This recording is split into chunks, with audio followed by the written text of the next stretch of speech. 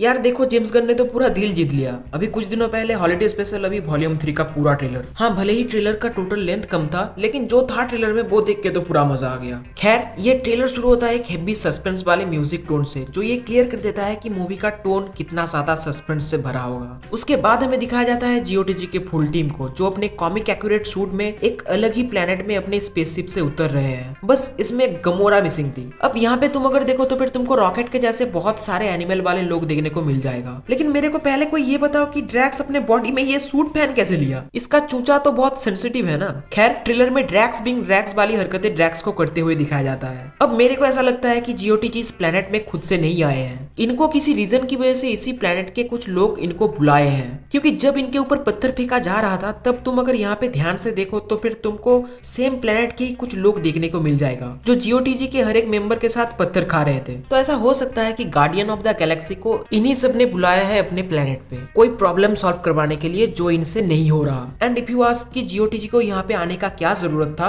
तो सिंपल है, वो पूरे गैलेक्सी के रक्षक हैं और ऐसे ही वो दूसरे प्लैनेट्स को बचाते रहते हैं। और कुछ ऐसा ही थॉर लव एंड थंडर में भी दिखाया गया था, जहाँ guardian of the Galaxy Thor के साथ एक प्लेनेट को बचाने के लिए गए थे। उसके बाद हमें स्टार लॉर्ड को दिखाया जाता है ईयरफोन से अकेले गाना सुनते हुए, जहाँ वो प्रोबेबली गमोरा को मिस कर रहा है। और साथ ही साथ बैकग्राउंड में हमें मैंटिस की आवाज भी सुनने को मिलता है, जहाँ वो बोल रही है कि ये मत भूलना कि हम लोग कहाँ से आए हैं। अब मैंटिस जिसको ये सब बोल रही है वो हो सकता है कि क्विल हो, क्योंकि रिसेंटली हॉलीडे स्पेशल में हमें ये पता चला है कि मैंटिस और क्विल ब्रदर एंड सिस्टर हैं। तो यहाँ पे इन दोनों के बीच की अंडरस्टैंडिंग को समझाने के लिए ये एक परफेक्ट लाइन हो सकता है, जहाँ मैंटिस क्विल का बहन होने के नाते क्विल को उसके गमोरा को खोने के ग्रीप से निकालने के लिए ये लाइन बोल रही है। उसके बाद हमें रॉकेट के एक पास्ट का सीन दिखाया जाता है, जब रॉकेट बस एक नॉर्मल रेकून था, जिसके तरफ एक हाथ आते हुए दिखाया जाता है। ये हाथ और किसी का नहीं, हाई एवोल्यूशनरी का है, जो इस मूवी का मेन विलेन भी हो सकता है। अब इसके बारे में मैं अगर बताऊं तो इसका काम इसके नाम जैसा ही है। इसके अंदर किसी भी नॉर्मल और छोटे जीव को साइबरनेटिक तरीके से एवोल्यूशन करवाने का बहुत कीड़ा है। इसी ने रॉकेट के बॉडी के अंदर जबरदस्ती साइबरनेटिक तरीके से एवोल्यूशन करवाने के लिए बहुत सारे रोबोट वाले फंक्शन डाल के ऐसा बनाया है, जिसका एक हिंट हमें guardian of the Galaxy volume 1 में देखने को मिला था। और इस ट्रेलर में भी तुमको रॉकेट के मुंह के साइड एक मेटेलिक छेद जैसा कुछ देखने को मिल जाएगा। और ये सीन शायद मूवी में रॉकेट के बैक स्टोरी का एक छोटा मोटा सीन होगा। कॉमिक्स में रॉकेट का पूरा बैक स्टोरी दिखाया गया था,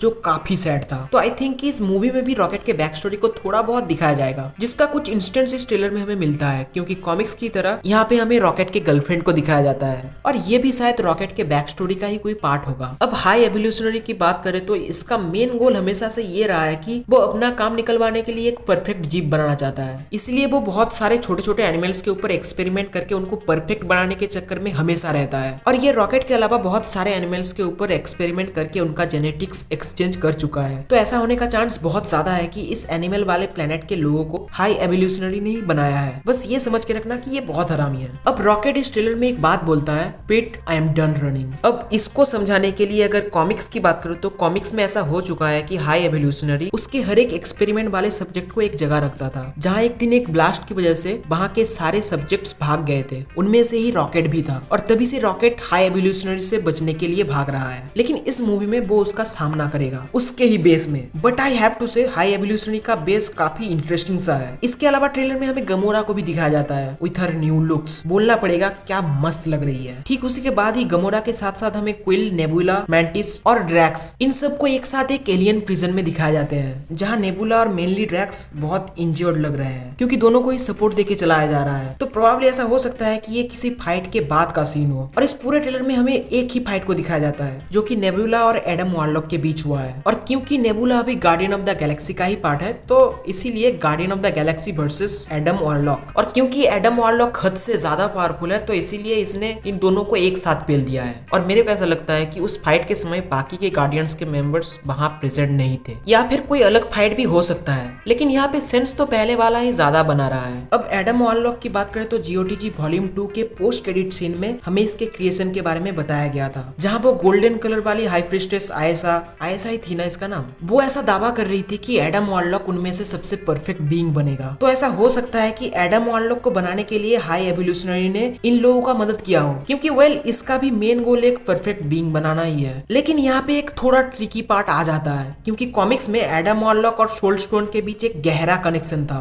यहाँ तक कि इसके फोरहेड में भी जो है वो एक सोल स्टोन ही है। लेकिन एमसीयू के मेन अर्थ में तो कोई इन्फिनिटी स्टोन्स बचे ही नहीं है। तो इस ट्रेलर में एडम वॉरलॉक के सिर में जो स्टोन जैसा है वो क्या हो सकता है? इसका मेरे को अगर एक आंसर देना हो तो फिर आई थिंक कि ये कोई पावरफुल ऑब्जेक्ट है जिसको सिंथेटिक वे में क्रिएट किया गया है, क्योंकि guardian of the Galaxy volume 2 में इन गोल्डन कलर के लोगों के पास बैटरीज ही इतने पावरफुल थे कि उनसे एक प्लेनेट को उड़ाया जा सकता था। जब बैटरीज ही इतने पावरफुल हो सकते हैं तो फिर उनके पास कुछ ऐसे ऑब्जेक्ट्स भी रहे होंगे जो ऑब्वियसली बहुत पावरफुल होंगे, और उसी को परफेक्ट करके एक स्टोन जैसा कुछ ऑब्जेक्ट बना के घुसेड़ दिया होगा एडम वॉरलॉक के सिर में। अब एडम वॉरलॉक की बात करें तो इसका मेन पर्पस है जीओटीजी से बदला लेना, क्योंकि तुमको अगर याद हो तो रॉकेट और गार्डियन ऑफ द गैलेक्सी के बाकी मेंबर्स ने इन गोल्डन कलर के लोगों के साथ कांड कर दिया था और एडम वॉरलॉक उन्हीं की पैदाइश है, तो बदला लेने आया है। इस मूवी में एडम वॉरलॉक को एक काइंड ऑफ विलेन की तरह पोर्ट्रे किया जाएगा। कॉमिक्स में भी ऐसा ही रहा है, वहां भी एडम वॉरलॉक को पहले एक एंटागोनिस्ट की तरह ही इंट्रोड्यूस किया गया था और बाद में वो पूरे यूनिवर्स का प्रोटेक्टर भी बना था। तो शायद एमसीयू में एडम वॉरलॉक का पूरा स्टोरी आर्क कॉमिक के जैसा ही रहेगा। और बता दूं कि कॉमिक्स में ये यूनिवर्स के वन ऑफ द स्ट्रॉन्गेस्ट में से आता है और ये एमसीयू के वन ऑफ दोस कैरेक्टर्स में से है जो इन्फिनिटी गाउंटलेट को बिना किसी नुकसान के वेल्ड कर सकता है। तो इसको कैंग डायनेस्टी और सीक्रेट वॉर्स में देखने में तो मजा आएगा। लेकिन मेरे को इस ट्रेलर में सबसे कूल सीक्वेंस लगा जब क्विल और ग्रूट एक साथ फायर कर रहे थे, वो मस्त लगा था मेरे को। खैर ट्रेलर तो काफी ज्यादा अच्छा था और ट्रेलर के टोन के साथ जो म्यूजिक यूज किया गया है वो तो नेक्स्ट लेवल था। अभी देखो जीओटीजी के फर्स्ट मूवी से ही मेरे को ये सारे मेंबर्स बहुत पसंद है। इनको देख के ऐसा लगता है कि यार ये कभी खत्म ही ना हो, लेकिन ट्रेलर में कुछ ऐसे सीक्वेंस थे जिसको देख के ऐसा लगता है कि बहुत सैड होगा ये मूवी। अभी मैं तो तैयार नहीं है इसके लिए, और प्लीज